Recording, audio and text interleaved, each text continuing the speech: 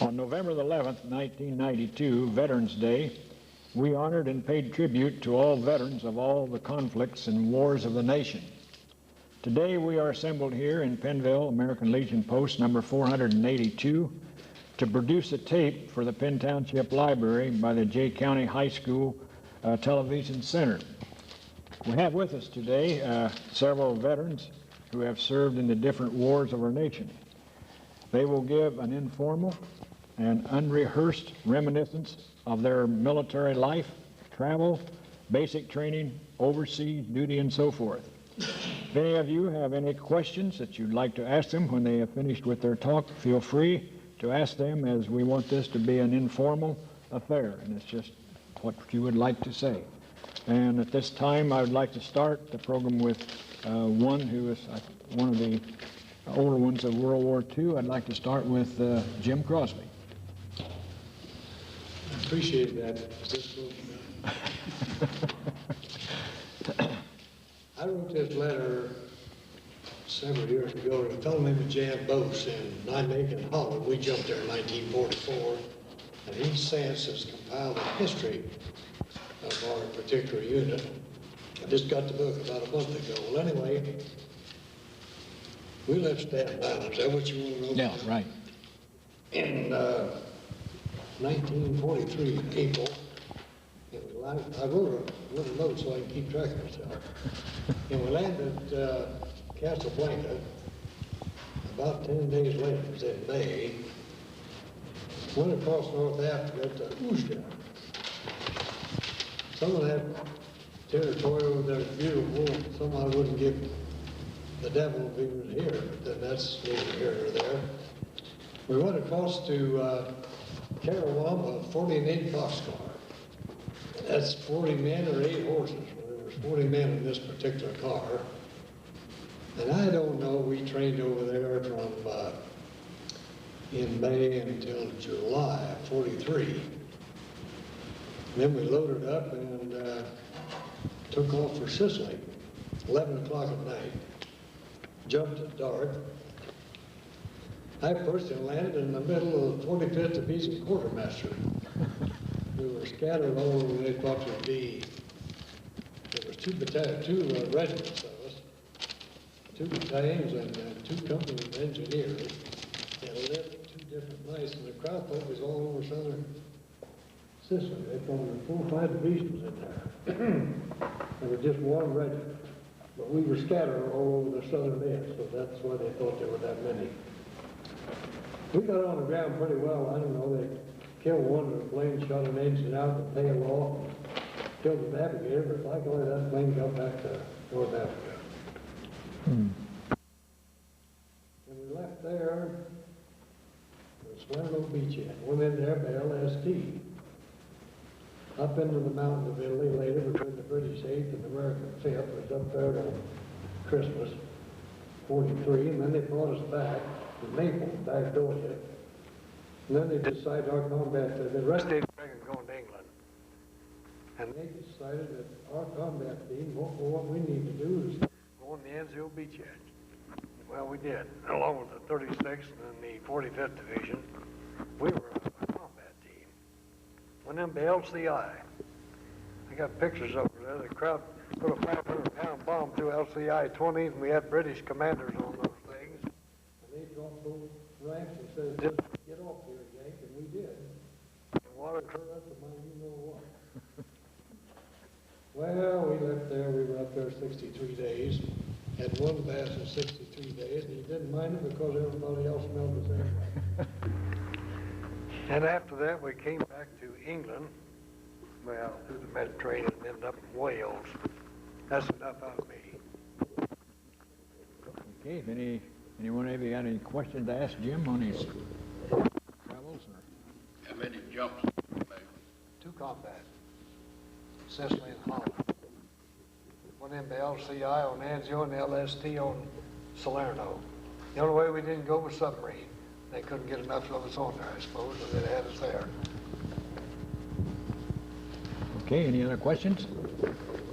I think it should make one thing. Okay. It doesn't make any difference whether you're World War II, World War I, the Civil War, Vietnam, or Korea, wherever you were, war is war. If somebody shoots at you, you're war. That's right. All right, Jim was over in the east. Now I'd like to call on Earl Chrisman. He was in the Pacific area, so Earl, if you'll kind of relate some of your... I went in April of '41. They sent me to Camp Shelby, Mississippi for basic training. And I don't know how long I was there, but we was on the Louisiana maneuvers, and I hurt a knee, so they was having a mechanic school at Fort Benning, Georgia, and I had a bum knee, so I tried out and was accepted at Fort Benning. And I was there for, I think, 12 weeks mechanic training. And then I went back to my outfit at, I think it was Camp Shelby then. I was a mechanic for some time, and the transportation sergeant got made first sergeant, so I was sergeant of the motor pool, Company H for a while. I was the Company H, did I say that? And I don't know how long it was in Camp Shelby, but it was in Camp Shelby, Camp to Livingston, Louisiana, and I don't know what the other one was. But we was stationed in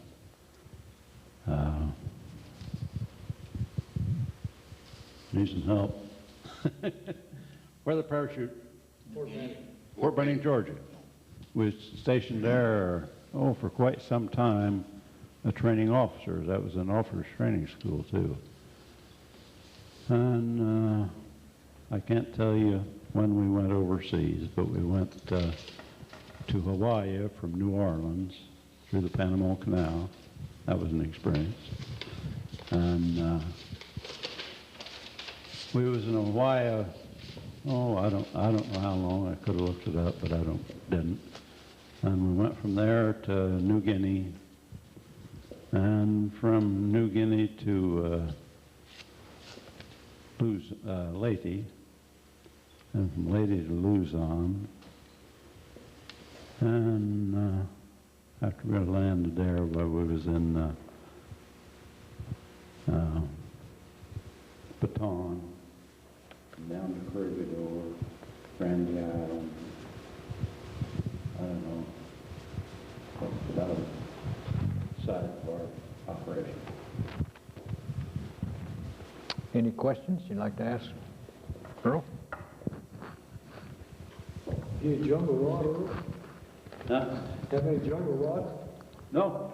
I had one kind of comical thing when we was in mechanic school. We was in the barracks there at Fort Benning, and they're nice barracks. I mean, top notch, I'd say. Anyhow, every Sunday, we'd get something going, and some guys laid a mattress down on the floor, and one of them run jump see who could go the farthest on this mattress. That worked pretty good, but it got kind of monotonous, so they decided the two of them would land on a mattress. Well, the first one took off, and one right behind you. The first one got the mattress, and the second one got the floor. That was the nicest floor run I've ever seen.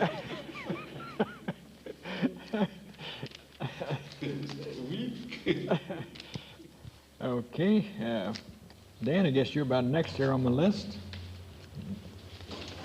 I enlisted in the Marine Corps on July 24th, 1940.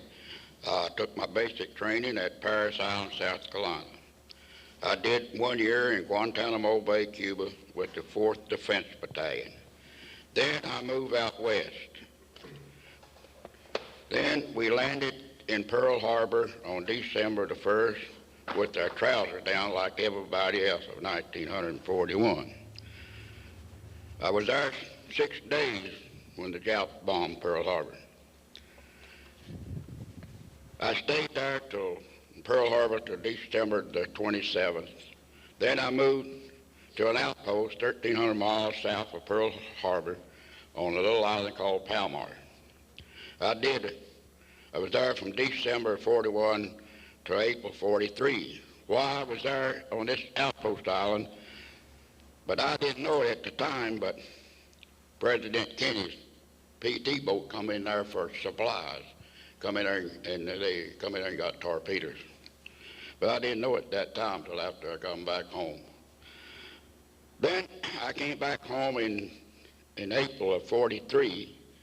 Then I joined the 4th Marine Division, and we left the States in January 44. We went right straight from the States into combat. We landed in the Marshall Islands.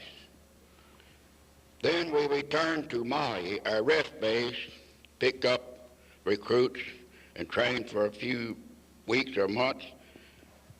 And then we left there to land on Saipan on June the 15th, 1944. While we took Saipan, why Tinian was just 10 miles from Saipan. They had to be taken because they needed that island for the B-17s and B-27s. I landed on Tinian on July 24th. Believe it or not, that was my enlistment was up in the Marine Corps at that time. And I got wounded that day about 10 o'clock. I stayed on the island, but I rejoined my outfit before we left after we secured the island. Then we came back to our rest base again in Maui, took up some more recruits, began training for another operation. Well, the time had arrived that we load board ship and we took out. We didn't know where we was going that time. We know that it was going to be pretty rough. That's all they told us. So on February the 19th of 1945, I landed on Iwo Jima. I was wounded on 10 days later. I was wounded on Iwo Jima. Then I was in the hospital almost 4 months, and I returned back to my outfit. And then a few weeks I was on my way back to state. They had a new rule out. I guess Jim knows about, all these veterans know about that. When you're wounded twice, regardless how many months or years you've been over, you're headed back to the States. So I landed back in the States in June of 45. I was stationed at Norfolk Navy Yard to January the 1st of 1946. I was shipped out to the West Coast at Cape Pendleton. I stayed there till I was discharged from the Marine Corps. I came out on Veterans Day, November 11th, 1946. Here's the friend there. I think he's next. Any questions to ask Dan? Okay, Fred, you're next on the list here. Okay, mine is February the 12th in 42. Bud Johnson, I was got on the bus at the Legionnaire in Portland, and we went to Indianapolis, and I never seen Bud anymore. I headed out for Fort Leonard Wood, Missouri, took my basic training. From there I went to Camp Bowie, Texas. Then from Camp Bowie, Texas, we rode a dang train all the way to Camp Edwards, Massachusetts, and we took amphibious boat regiment. And then we were sent overseas, and we went to Ireland first. We went through Scotland. And in England, we quite a little bit in England. That's where I met my first wife. And we done a little stevedore work, a little police work, and then we got on the boat. I had a date on Halloween, you know, and never made it. We shipped off and out in the middle of the ocean. We had summer clothes, and we figured out we'd headed for North Africa, so we did. So when we got to North Africa, I spent 2 years, 19 days in North Africa, and then we went to Italy. Naples there for Pompeii is. I got a book on Pompeii and stuff over there. And we took up Bailey bridge trading. And then we were sent to the Mediterranean to Marseille, France. And we helped build the staging area there. And can you ever believe you can blow a square hole in rock?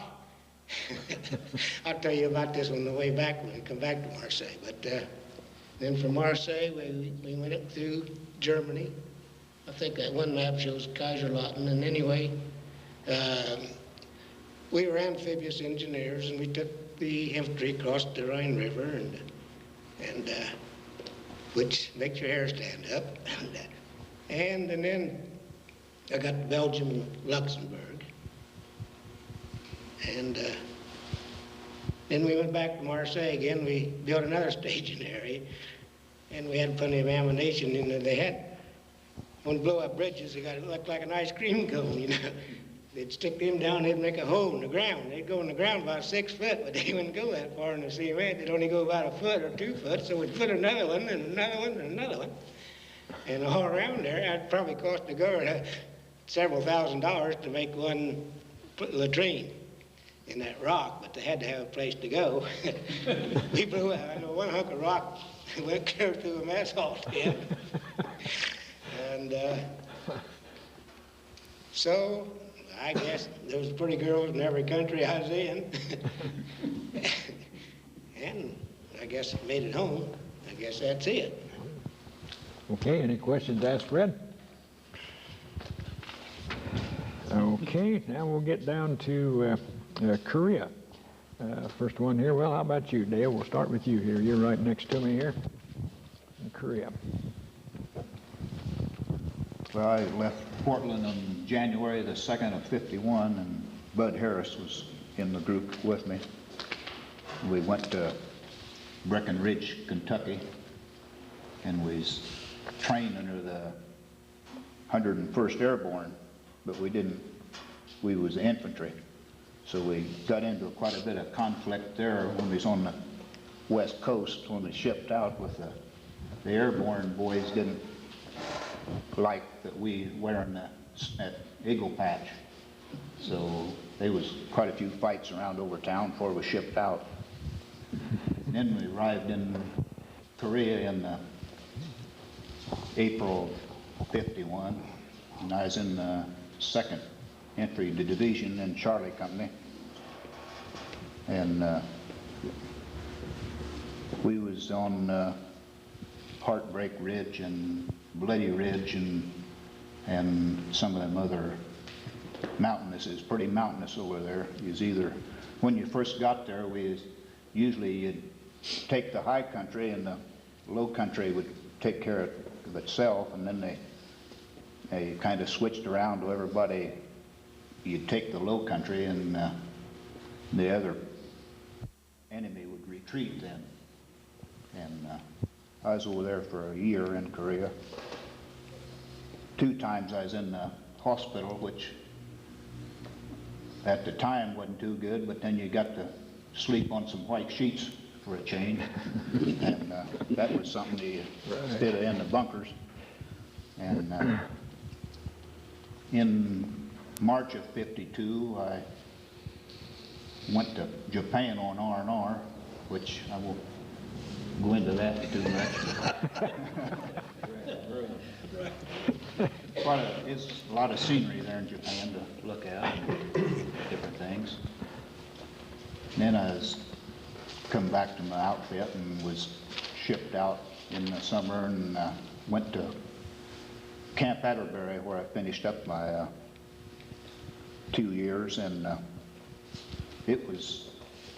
you seen some rough times, but then I was glad that I went, and and had good times and you had bad times, but then I was fortunate to come home, I guess, like a lot of them didn't. And then I was discharged in October of '52 and at Camp Atterbury, and that's about all I have, I guess. So. Any questions?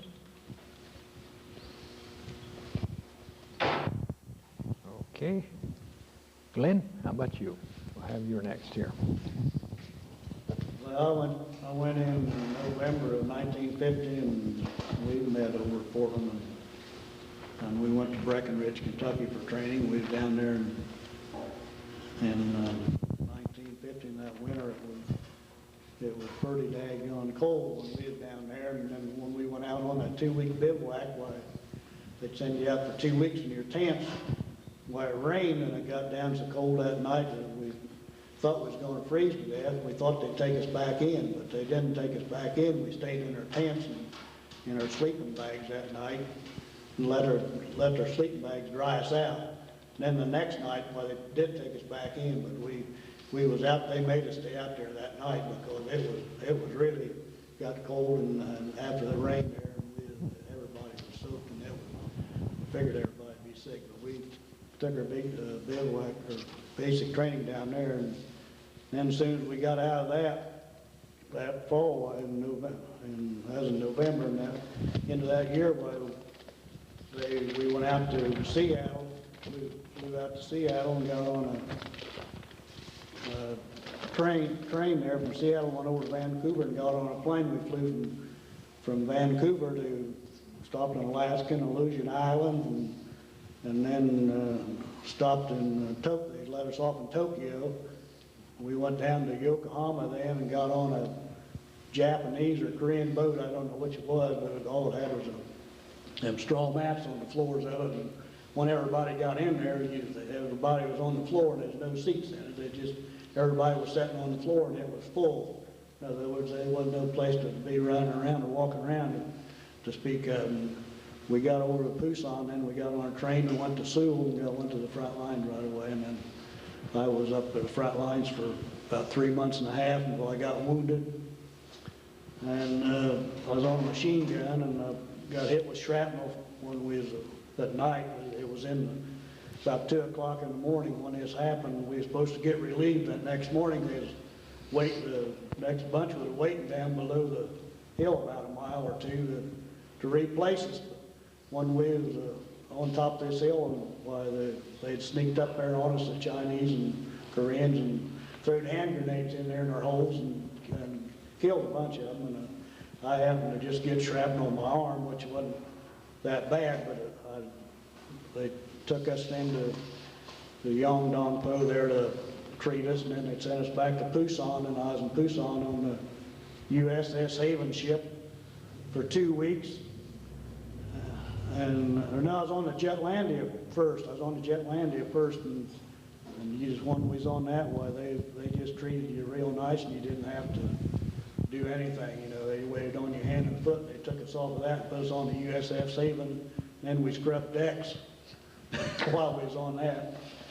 I think I was in that for 2 weeks. And then they took us off, and we went into a little hospital there in Pusan, and they checked us out, and I signed up for guard duty back there. Instead of going back to the front line, they offered you, gave you a chance to sign up for guard duty or go back. So I signed up for guard duty because I was scared bad enough then that I just seemed to be back there. So I was back there for about 3 months, and then after that, well, they sent me, I was in the 15th Regiment, Infantry Regiment is what I was in. Then when I left there, I went back up to the front in 11th, 69th Engineers, and I drove a truck up there until they sent me home, and I guess that was on June the 24th of 51 is when I got wounded. And then they sent me home after I was over there 11 months, I think it was, and I went to Fort Lee, Virginia, and then finished out my time till I was discharged, and then that was all I had then again. Any questions? By the way, while I was over there in Engineers waiting to come home, I was only about 3 or 4, maybe 10, I don't know, maybe 10 miles from where Dale was, and Harold Prouty was right around there someplace. But I knew about where Dale was. It wasn't too far away, but I was waiting for my time to come home, and I didn't want to take a chance going to the front line, going up to the front line to afraid something would happen, you know, before I got home. So I was right there within driving distance of Dale when I was over in Korea. before at the home there, when I was in the engineer. Okay, Lindy? Well, I went to service the first day of December, 1950. And went up and got on the bus. And they handed me the paper and said, you see if these guys get down to Indianapolis. Well, you know, a trip for me was Portland and back, let alone getting a bunch of guys down to Indianapolis. And then we went from there to Breckenridge. And I was like Glenn, I took under the Eagles, you know, engineer training, and they wanted to know if anybody was done carpenter work, and I said, well, I've done a little. So they sent me to Fort Belvoir and made a combat engineer out of me. And then from there to Seattle, we was on the water 16 days, said that we run into a storm, so we had to go around that. It took 2 days longer to get over there. Got to Japan, and going through there, and that guy said, well, you ain't old enough to be over here. And I said, well, I'm ready to go home. So he went and checked my order record, and he said, yeah, you're old enough. So they put us on a Japanese boat and sent us around there to Tucson. Put us on a train about like a cattle car, sent us up to the front lines and met another train going through them hills. And them engineers got in an argument, and them 2 trains sitting in there puffing that black smoke, and we all come out of there. About all you can see was teeth and eyeballs. And we got on up on the front lines then. And that was right after they got pushed back when I got over there, and then they was on their way back up. So we throw our sleeping bag down here, and we may move up 10 or 12 miles yet that day. You know. And then they made a squad leader out of me. And they sent me out with the other squad, and we was laying a minefield, and that's when I got wounded. Went back to Yongdong Po on the side of one of them helicopters like MASH. And that old major said, well, you got $1 million wound. I said, what's that? He said, you're going home. I said, well, I'm going home here in another month anyway. About had my time. And so from there to Japan, Hawaii, and back down to Fort Sam Houston, down San Antonio. It took 7 pieces wrapped a mile. And that's where I got discharged from. Any questions? But I was on Old Baldy and Heartbreak Ridge. And I don't know, quite a few of them over there. Old Baldy, you remember they bombed up and so much that there just wasn't nothing on it anymore. Okay. Now we come down to Tom Smiley at Vietnam. Well, I entered the Army in 1968, and in June of '68 I went to Vietnam, and I was there for a total of 1 year. And I think the thing that was a little different about Vietnam than most of the other wars, there wasn't a front line. I mean, if you walked 500 feet, the 500 feet behind you was no longer yours, it was theirs again. And there, you had nowhere that there was a safe place. There was always a Viet Cong inside the barracks, inside the compounds, everywhere you went. There was never really a safe spot where you could call it the United States owned that land. And I did go to Australia for an R&R, and I went to Bangkok, Thailand for an R&R, which both of them were places that I probably wouldn't get to go other than being in the Army. And when I came back from Vietnam in '69, I went to Fort Benning, Georgia, and I was a OCS, NCO, and Ranger candidate instructor. And I taught booby traps and ambushes. And these guys were all headed to Vietnam then after that. Any questions you want to ask him? What division were you in? I was in the 9th Division in the southern part of South Vietnam, where the sea level was 3 meters above sea level. I had a son in Vietnam. He was in the 25th. Yeah, they were north of us. We was the most southern division. We very rarely fought what they called the NBA. we fought mostly what they called the Viet Cong, and that was another thing. You could not shoot anybody until they shot at you. I mean, they could walk up beside you without their rifle and laugh at you, and you couldn't shoot them. But once they shot at you, then you had the privilege to shoot them.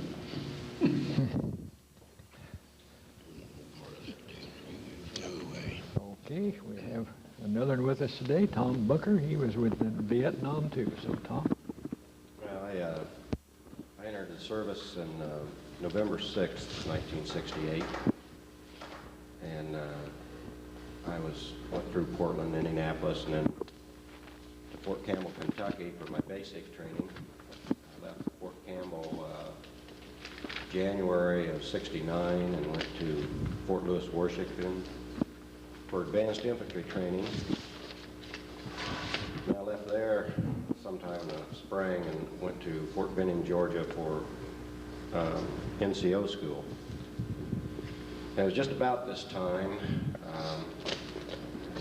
Tom and I were writing back and forth to each other. He was in Vietnam and we were sending letters back and forth. Every letter I got, I was getting more and more determined that wasn't exactly a place I wanted to vacation the summer in. And he was getting ready to come home from Vietnam, and then he had 30 days leave here in Pennville, which was in June of 1969. And by calculating my duration of time in NCO school, I was not going to get out of NCO school until after he was off leave and back out someplace. So I found out that if you drove over the back end of a commissioned officer's car, you could get out of NCO school, and then they'd send you immediately to Vietnam, but the first thing they had to do is give you 30 days leave. So I got my 30 days leave, I came home. Probably I had more changes of rank in the short time I was in the service than anybody, maybe besides Jim Crosby did. But I went through about 3 changes of rank up to that point, and I came home June of 1969, and we were able to spend about a month together, and I was supposed to report to Fort Lewis, Washington, my deportation center, July 3rd of 1969 to go to Vietnam.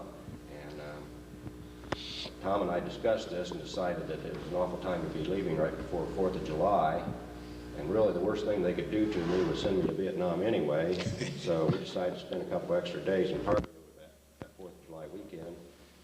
I ended up getting to Fort Lewis about July 7th, and he was right. They didn't even ask me where I'd been. They just said, you know, you're going to be leaving here tomorrow morning.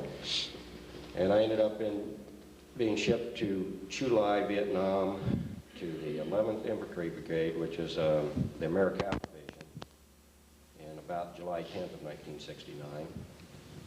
And I remember the platoon leader was a lieutenant named Frank Padilla from York, Pennsylvania, and when he looked at my records, he decided that I was probably a dumb farm boy from Indiana and he could talk me into anything, so he made me a platoon sergeant of a special weapons and demolition platoon in an infantry division and bribed me with extra C rations and beer. And I remember the first letter I wrote back to Tom, he decided I was probably a dumb farm boy from Indiana to let this happen. But I spent the next 9.5 months in the Duc Pho area of Vietnam, working between there, which is, Duc Pho was right on the South China Sea, and the Cambodian border. We had probably about a 100-mile stretch through there where the Americal unit was supposed to be working, and we'd work back and forth through those mountains all the way to the South China Sea and the Cambodian border. And due to the death in the family, I was brought home March 6th of 1970, and at that time, Vietnam, people who were drafted into Vietnam, if you came home from Vietnam and you had 5 months or less of time to serve, you got what was called a 5-month early out, and I was discharged through Fort Benjamin Harrison in May of 1970. Any questions? Well, I think we've came down the list now, if I've checked off here, right? What about you? Yeah. Yeah. We'll leave you out. I'm going to get through that in just a little bit. Well, I went into service in, I got one on here, right here, on April the 21st, 1943, and they gave me a name change right away because I never went by my first name, and they made me Kenneth B. Hott right off the bat. And so I went into Fort Ben Harrison, and I was there 45 days because they was getting ready to activate APOs at that time, and they was getting all the postal employees all over the United States to be in and to send us down to Camp Lee, Virginia, where we had special basic training set up by the Adjutant General Department. Then after we took our basic training, we were sent to Westchester State Teachers College in Westchester, Pennsylvania, and where we completed the U.S. Army Administration School, enlisted branch number 9. Then after we graduated out of there, we graduated on August the 18th. Then they divided us all up and they scattered us all over the United States there on the east section to begin to form units to send overseas. I was sent to Fort Monmouth, New Jersey, and where I was assigned to the 118th Army Postal Unit that we became, and that was about 12 men and 1 officer. And then we went to Boston, Massachusetts, and we departed USA on December the 6th, 1943. We arrived in Gourock, Scotland on December the 15th, 1943. And I was a little unlucky there. I thought I was going to be unlucky when I went to get off, too, because I got out about 2 days and I come down with pneumonia, and I was in the sick bay of that ship going across all the time till we got to Gourock, Scotland. But I was able to get off and keep with my unit there in Gourock, Scotland. Then we went by train down through England, down to Cheltenham, England, and we became there with the postal unit there, and they worked with them till we had a place to be assigned. And then we was assigned to the 17th Reinforcement Depot, which was a large staging area for battalions on up front that come through the 17th Replacement Depot. So we need to have more unit, so they made us a 22-man unit with 2 officers there. And then we worked there, and we were sent down then to Yeovil, England, and there we was attached to a hospital there, and then this 17th Reinforcement Depot. And we served the servicemen male service in England and France and Germany. We went across the channel. We landed on Omaha Beach along about, must have been late about 4 or 5 o'clock. And of course the Germans was flying high and dropping bombs all they could along the coastline to try to keep us out.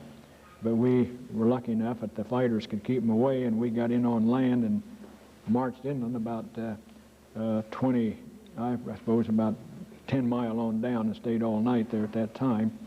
And then we started moving across the channel in France, and after that we came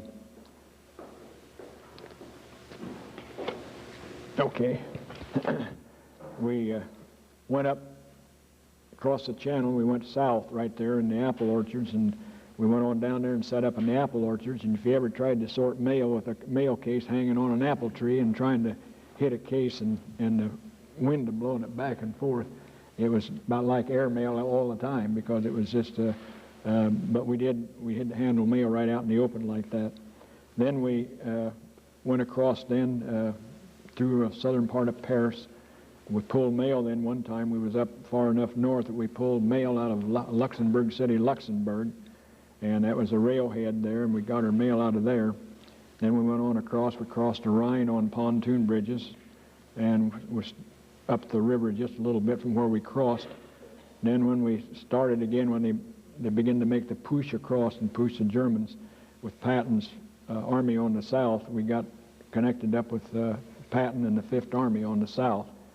And he went across Germany pretty fast, if you remember his trip across Germany. I know one time I sent three men, when myself went up ahead to open up a new APO up there out in the open. we said we set up and we was supposed to be handling the mail the next day. Well, before we handled any mail in that place, our rear unit came up and went right on around us, and they went ahead of us, and we never did take any mail on that. Patton was on down several miles ahead of us. But when they got down to the Black Forest there, why it began to slow down. They run out of gasoline, and things began to come down to where they was the end of the war. And then we were sent up to Nuremberg, Germany. We was in Nuremberg where they had the war trials.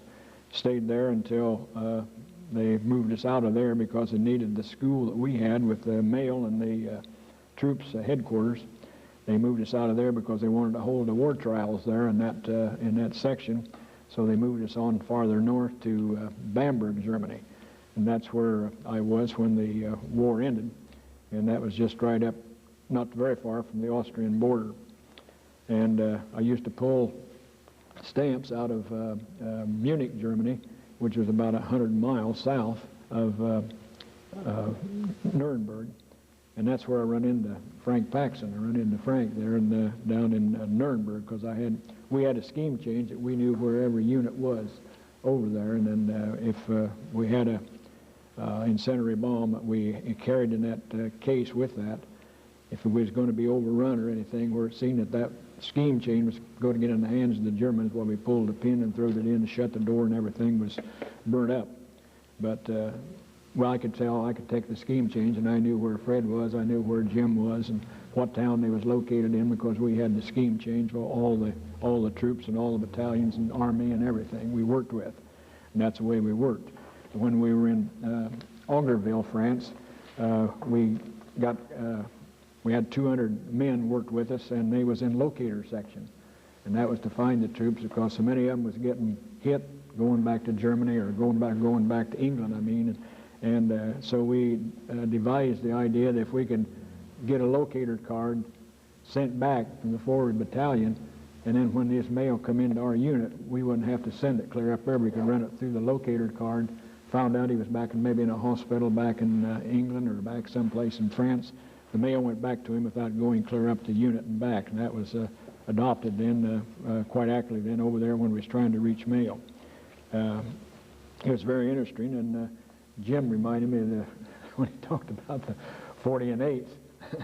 We were in south of the 41st Battalion of our unit, and we was coming home. We'd reached the point system, and we were sent out there to stay till we got ready to ship us to Le Havre, we could get out of Le Havre. So the captain of the unit there, he came around, he got me, and he said, take about 5 men and go out and sweep that train out there behind. He says, tell them they better sweep it out pretty good because you're going to ride in it. I thought he was kidding. Because they were just little old boxcars, they're not very long, are they, Jim? 40 minutes, about right.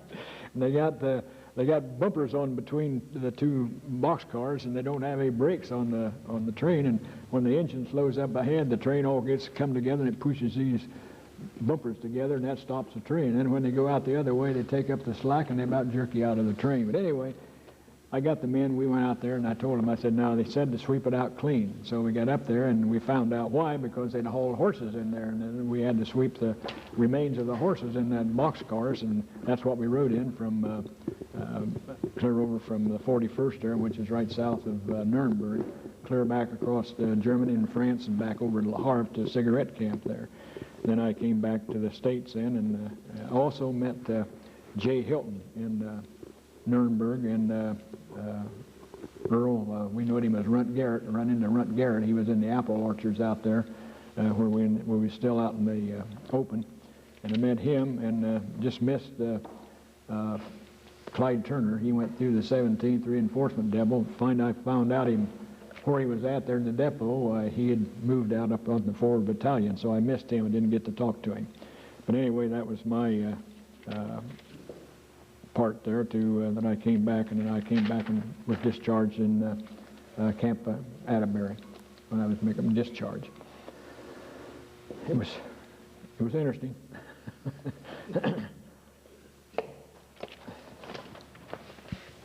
Nobody ever said anything about getting paid over there. When I went in, we got $21 a day once a month. Me too. I did on that. You know, my first payday was 50 cents. First payday I got was 50 cents. Yeah, you got to pay your lunch. Hell, you had to pay for your bucket and your soap. Soap, laundry, and soap. Toothpaste, toothbrush. Play poker for a penny and be broke before the week's over. Fun though, wasn't it? Yep. You guys did some things you shouldn't have done. And on that latrine deal, our company was in on one of them. Dug a hole down, put 5 pounds of TNT in it, set it off, didn't make a latrine. So they decided to put 25 pounds. The colonel come down then and see what was going on. Somebody said something a while ago about volunteering. Yeah, I was in an Army band at Camp Barkley, Texas. There's no sweeter service than that. You get up and play reveille, then you fiddle around all day and play retreat. No guard, no KP or nothing. I got a little tired of that, so I volunteered for the parachute troops. I thought, well, that'll take 6 months or a year. 30 days I was in Fort Benning. We left England and we jumped in Holland. And after that, by the way, that was the biggest airborne fiasco in the history of mankind, was the airborne operation in Holland. The British lost 9,000 men at Arnhem. I don't know how many we lost at Nijmegen, and American 101st at Eindhoven. Tom Lemon was with that. Turned out that the idea was to consolidate 3 bridges so the army could sweep down the Rhine and wipe them out. Well, they got us wiped out before we could get around the corner. I'd like to say something about volunteer here just a minute. When I went in the Marine Corps, I landed in Paris Island. I was there 3 days. The hurricane hit the place. So we had several weeks there to clean up. So we still didn't have no uniform. All I had was a white shirt and white saddle locks. Every night I had to polish those shoes, and every night I had to wash that white shirt until I got my uniform. But in the meantime, our DI filled us out. Said, all right, I want anybody that can drive, raise your hand. I'm a dumb one, Tom.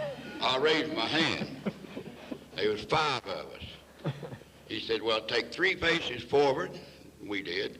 Okay, boys, you see them wheelbars over there? You go to work. From then on, I never did volunteer anything else. Have any trouble steering it? Huh? Have any trouble steering it? I learned how to walk pretty good. You're talking about meeting people, you know, I forgot that, I'm sorry, but during my time, I met several guys from where I was raised in Kentucky. When I got wounded on Iwo Jima, they shipped me to Army Field Hospital on Saipan. While I was there, second day I was there, I seen a nurse coming down the hallway. And I said to myself, I said, oh my goodness, it can't be her. It's the girl that I went to school with in 4 years in high school. And she seen my name on the list there, and she came down by my bedside, and we talked a while. So it was a great day that day, because at that time she had the rank on me. She was a lieutenant, and I was a platoon sergeant. But we had a nice visit. But also, she told me, she said, one of your buddies that you went to school with is down the next wing. I said, who is it? She told me. I said, well, what happened to him? She said, well, it's like this. He got hit in the rear the 3rd time. She said, you know what? He should have been a zigging when he was a zagging. But you know, they teach in the service to keep your rear end down, you know. But I don't think he learned that while he was there. Then I met a couple more guys that I grew up with, and we was together. Well, we was about a half a mile apart, maybe not that far. And we run into one another one day, and so that was a pretty good feeling, you know, to meet somebody that you knew. So it was good to meet somebody that you knew from your hometown. In the meantime, I didn't mention while I was in the service, my folks moved to Indiana in 1944. That's why I landed here in Pennville. But it's great to know all the people here in Pennville, and I'll never forget none of them, because they've been a great friend to me ever since I've been here and kind. But you know, the old saying, somebody said, well, you're a hillbilly. I said, well, I guess I am a hillbilly, but I can't help it. But you know, hillbilly can love the people from this area too. It's the same as you love them back down there at home. But it's great to be living in this community, and I'll cherish it as long as I live. I want to thank each and every one of you for what you have done for me and my family since I've been here. I've been one of the luckiest guys in the world, I guess, since I came out of service. This shouldn't, you don't have to put this on tape. Just talk to these guys here. And my health problem. They all know all about it. And I can thank God for this day with the health that he had given me since 1978. It's a privilege to know that somebody do care for you, and that God is still overlooking you with his love and his kindness and his goodness. I can't help this because I went through this kind of service this morning at church, and we had 28 veterans honored there at our church today. So it's a privilege and an honor to know and honor veterans of this town or this community or this county or wherever you want to call it. But I'm proud to know all these veterans here, and they mean a lot to me. So I'm just thankful that I landed here at this place. Come more stage, Fred. Yeah, I want to say something about my brother Frank. Right. Bless his heart. Anyhow, first time we crossed from England over there, there was only 4 left in his platoon of 43. And so they tried to get another platoon together, but it wasn't a full go. And it was 4 killed in right away, and he was injured and sent back to England. But he had it rough. I was born over there, but he wasn't there too long, but he had it rough. And I want to bring up Paul Clevenger. He was in the 35th Division, so was my brother Frank. And the guy that run the shoe store in Portland, I don't know his name, but he was in the 35th. Because Frank had the book, and he loaned it to him, and I think he still got it. But Paul Clevenger, believe it or not, is in the book. He was a miracle man. He was shot 50 times and still lived. Do you know anything about, have you heard? Have you, Jim? You've heard this? And for years and years, he had a terrific headache day and night. But the last I heard, he was gradually getting better. But that's rough.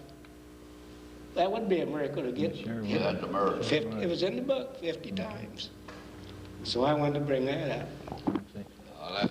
Something like that brought to my attention what you just said.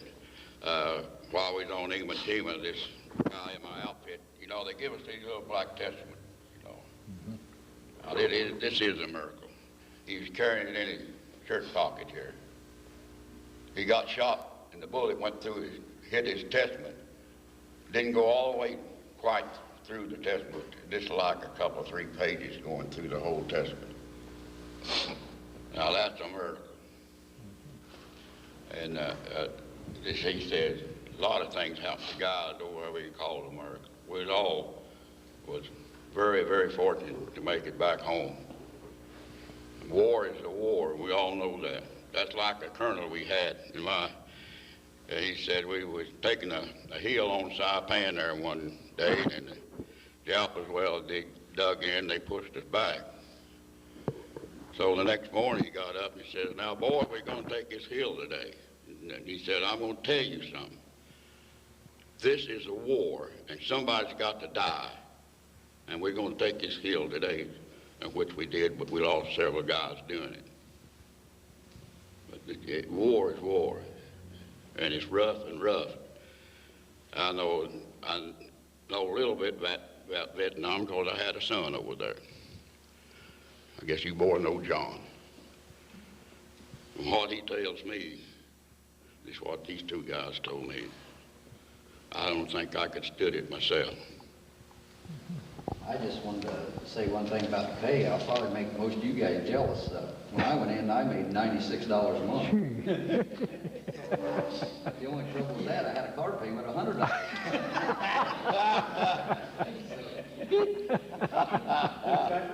So I was $4 in the hole every pay.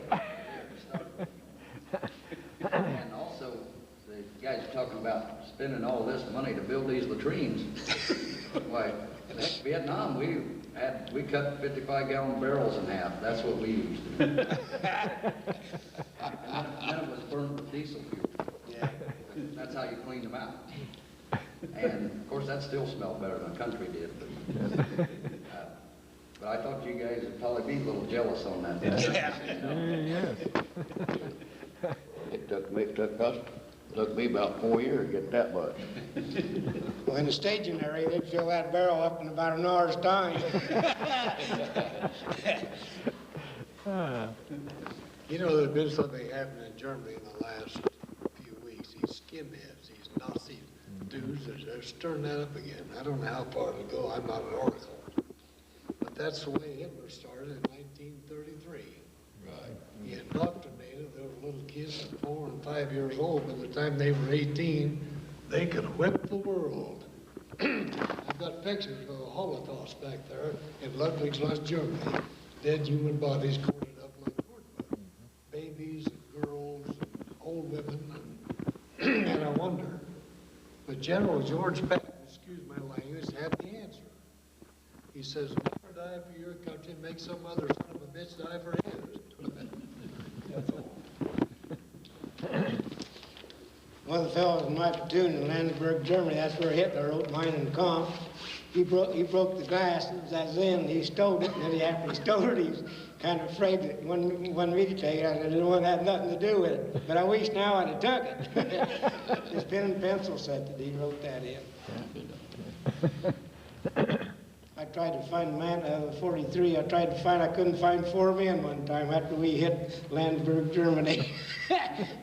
They know everything was in the town. Yeah. Does that make sense, Tom? You know, I was just thinking here about a couple sayings that you pick up when you're in the service, and everybody I know remembers that one saying that you know, they said to themselves when it looked a little bleak out there, you repeat it to yourself, and you always had that one thing you thought about. But when you went to get your hair cut over in Vietnam, a lot of times you couldn't find a military barber, but the Vietnamese had little barber shops set up all over, and there's also right next to the little barber shop there'd be a place to buy cigarette lighters and cigarettes and about anything you wanted to buy. And you always took a buddy with you when you went to get one of these Vietnamese to cut your hair, because your buddy would hold a rifle on him so that he didn't slip when he shaved you. And, I remember I looked at a couple of lighters there one day. There were Zippo lighters that they had probably black marketed from us to begin with, and then they did an engraving on it. And they'd put your battalion, your division, your company, and your name and everything on it, and the date that you were in Vietnam. Then on the backside you could have something else put on, a saying or something.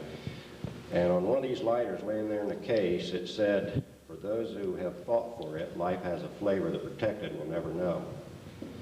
That didn't mean a lot to me when I first went in there about a month into Vietnam. But you know, after you get through Vietnam and you've lost a lot of your friends, like you gentlemen have lost friends in the other wars, it's stayed with me all these years, and I really believe it's true. Anyone else? They got a little note here. They would like for us to introduce themselves. You mean each one of us up here, name and tell you where you give where your location is, where you're living. Glenn, you start. And Shut off.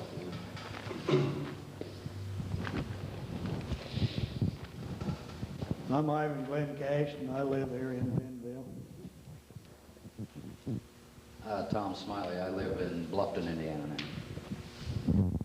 Tom Bunker, and I live in Fort Wayne. Cole Chrisman, live in Pennville. I'm Dale Paxson. I live in north of Pennville, a mile and a half. I'm Burnell Hott, and I live in Pennville. I'm Dan Robinell, I live 1 mile south of Pennville on State Road 1. I'm Fred Paxson, and I live in Baalbek. Jim Cosby, next door to Legion. Ralph L. James, north of Pennville. Okay, anybody have anything else to say? Well, if not, I'd like to take this opportunity to thank each of you veterans who came today and gave you your time to help produce this tape for the Penn Township Library. And I know will become a part of the library for future years to come. We also thank the librarian, Patty Votaw, for arranging this, making the arrangements for this production. And the Jay County High School Television Center, and I want to thank the young man that has put all this together for us out here. And I want to thank all the others who had a part in this production. I want to thank you very much, and over and out. Over and out. Over and